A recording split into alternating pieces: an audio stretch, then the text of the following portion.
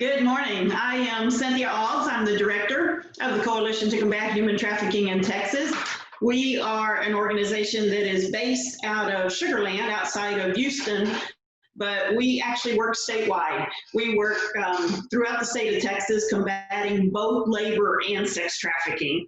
And like everyone, like nonprofits, like for-profit organizations, we're facing unique challenges as we move through this pandemic and as we try and find ways to think outside the box and come up with different solutions as far as how to continue the fight, because we absolutely refuse to let anything stop us from helping those who need help, those who are at risk of being trafficked or those who are in the midst of being trafficked. And so we've definitely had to look at things a little bit differently. We obviously cannot have the volunteers get together and do the different projects. We obviously cannot continue our in-person trainings.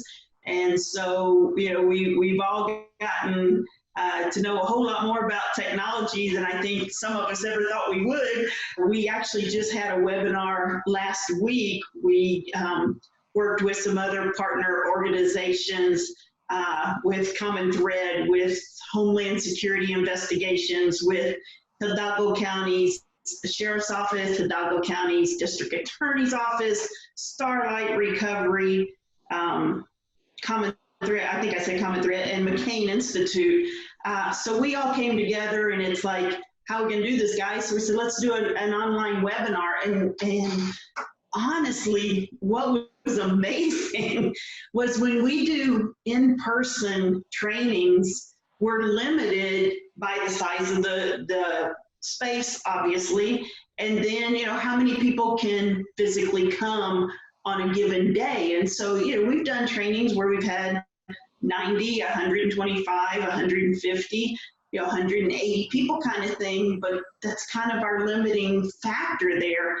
With this webinar last week, we had 680 people register, and we ended up having people from over 60 cities throughout the state of Texas that joined us for this webinar. So we were able, through technology, through a way that we had never even really considered before, to reach a lot of people. And so we're glad to see there's some good that's come out of this, because we were very worried about how we were going to continue to get the word out to help people understand what to look for, what are the risks, what are the red flags, what are some of the things you can learn to help recognize human trafficking, and then what do you do about it if you do see it. So super excited to continue partnering with all our partners and learning that there are ways to continue to reach out to people and still keep everybody safe.